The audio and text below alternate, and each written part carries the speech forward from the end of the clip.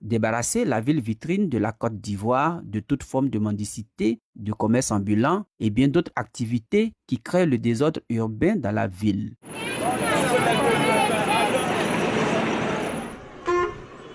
Cette initiative, selon les autorités ivoiriennes, vise à donner à la métropole abidjanaise l'allure de ville capitale. Présentement, à Gamé, on ne peut pas circuler, il n'y a pas la route.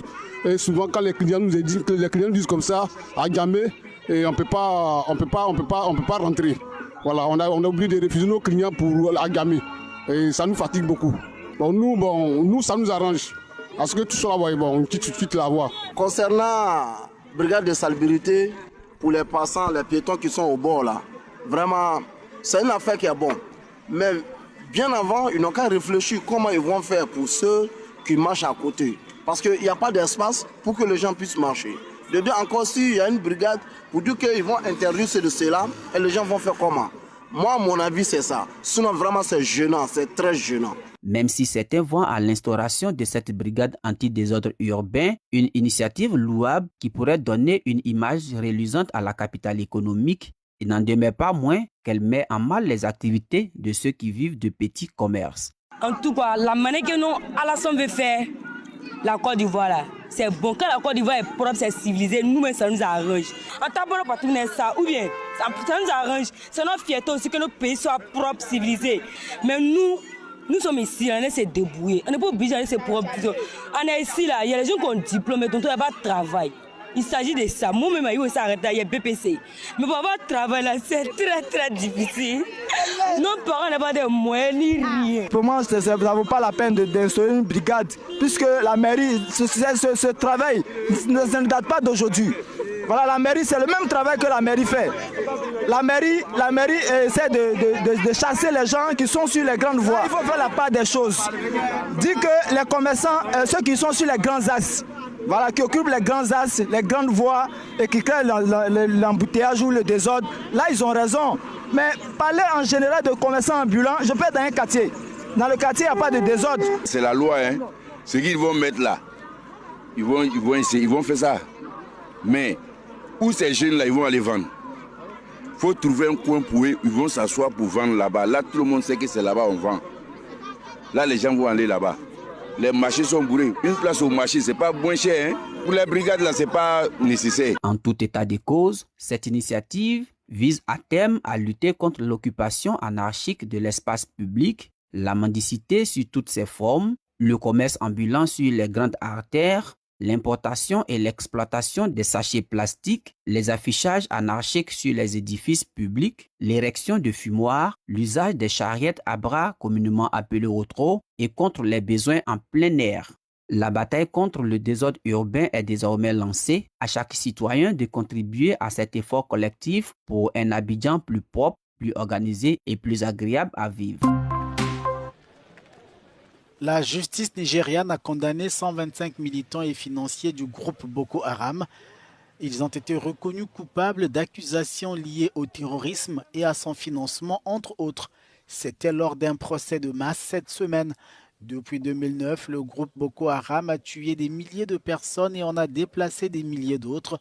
En avril 2014, Boko Haram avait provoqué une consternation planétaire après avoir enlevé plus de 270 filles dans une école de la ville de Chibok. La campagne Bring Back Our Girls avait dans la foulée été lancée pour tenter d'obtenir leur libération. Plus de la moitié des filles avaient été retrouvées, de nombreuses en étant mères de plusieurs enfants. Les derniers procès de masse des suspects de Boko Haram ont eu lieu entre 2017 et 2018, au cours desquels 163 personnes ont été condamnées et 887 libérées. Le président de la transition gabonaise sera-t-il candidat à la présidentielle prévue en août 2025 dans son pays? Brice Clotaire Oligui Nguema n'a pas toujours répondu à cette question, mais des voix demandent au général tombeur d'Ali Bongo de faire acte de candidature. Dans cette perspective, Alexandre Barrot-Chambrier, vice-premier ministre gabonais, a vanté le bilan à mi-parcours du général Oligui Nguema. La charte de la transition gabonaise autorise l'actuel numéro 1 gabonais à être candidat. Les dépôts de candidatures pour la présidentielle du 6 octobre en Tunisie débutent ce lundi 29 juillet, selon un communiqué de l'instance supérieure indépendante pour les élections. Le président Kais Saïed brigue un second mandat à la tête du pays. L'homme de 66 ans pourrait faire face à environ une centaine de challengers. Selon Radio France Internationale, au moins 97 candidats s'étaient déjà déclarés avant même l'ouverture officielle des inscriptions. Le rappeur Kaderim, de son vrai nom Karim Garbi, ex-gendre du président déchu Zine El Abidine Ben Ali, a annoncé sa volonté de briguer la magistrature suprême tunisienne, ainsi qu'un cinéaste, un cardiologue et des membres de partis politiques. Depuis la prison, l'opposant Issam Chebi a renoncé à se présenter, faute de pouvoir réunir les 10 000 parrainages requis. Loftim Khaï est quant à lui exclu. L'opposant est condamné depuis le 18 juillet à 8 mois de prison pour fraude électorale lors de la présidentielle de 2019. L'ancien président sud-africain Jacob Zuma a été exclu du Congrès national africain, un parti qu'il avait rejoint en 1959 avec sa section jeune. Après avoir été suspendu en janvier par le parti, la commission disciplinaire de l'ANC l'a jugé coupable par contumace cette semaine pour avoir fait campagne pour un parti rival lors des élections générales du 29 mai dernier. L'ex-président Zuma avait rejoint en janvier le parti Mkonto Wisizwe, avec qui il avait raflé 58 sièges au Parlement, poussant l'ANC à réaliser le plus faible score de son histoire aux législatives depuis 1994. Invité à comparaître devant la commission disciplinaire, Jacob Zuma a décliné l'offre. Dans une déclaration, le parti MK s'est dit choqué d'apprendre par les médias que Jacob Zuma avait été exclu. Ce dernier a 3 semaines pour faire appel de la décision. Chaud, aride et rocailleux, c'est Garandiamba, dans la province du Matabeleland Sud. Pour une région qui reçoit régulièrement des précipitations insuffisantes, la sécheresse actuelle menace de pousser la communauté au bord du désastre.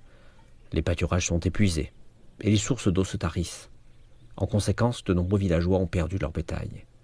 Pour enrayer la mortalité, le gouvernement a distribué des aliments pour le bétail et a creusé des trous dans un enclos d'alimentation communautaire pour le bétail le plus gravement touché. Ce qui cause normalement la mort de beaucoup d'animaux, c'est de marcher sur de longues distances, à la recherche d'eau. Mais si vous disposez d'eau, vous pouvez entretenir un animal avec environ 1 ou 2 kg d'aliments pour animaux par jour. S'il n'y avait pas ce projet qui arrive, je pense que nous aurions déjà perdu la moitié de ces animaux dans cette région parce qu'il n'y a pas d'eau. Environ 400 familles bénéficieront du programme. À pleine capacité, cet enclos peut accueillir jusqu'à 400 animaux. Une fois qu'ils sont en bonne santé, les propriétaires ont la possibilité de les ramener sur leur terre ou de les vendre dans le cadre d'une vente aux enchères centralisée.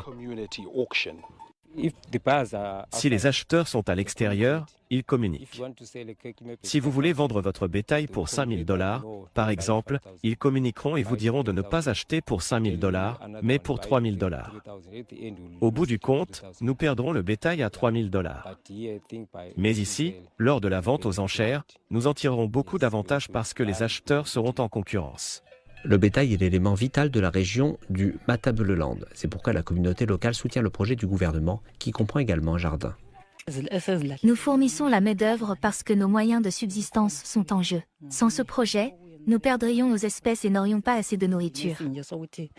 Le gouvernement prévoit d'étendre le projet à un autre district de la région de Matabeleland Sud, frappé par la sécheresse, dans l'espoir d'aider davantage de villageois. Autoriser la libre circulation de la monnaie nationale, c'est la réforme majeure de la Banque centrale éthiopienne, visant à garantir plus de 10 milliards de dollars de financement et d'allègement de la dette qu'elle négocie avec le Fonds monétaire international. La Banque centrale de l'Éthiopie a annoncé ce lundi une réforme de son régime de change, autorisant les banques commerciales à fixer librement le taux de change de la monnaie nationale. La directive publiée sur Internet autorise les banques à acheter et vendre des devises étrangères à des taux librement négociés. Avec cette mesure, la banque espère obtenir le soutien du Fonds monétaire international et progresser dans la restructuration de la dette longtemps retardée. Depuis l'annonce de la réforme, la monnaie nationale, le birr, a chuté de 23% face au dollar. À la suite de l'effondrement de la monnaie éthiopienne, le conseil d'administration du FMI a prévu de discuter d'un nouveau plan de sauvetage destiné au pays cette semaine.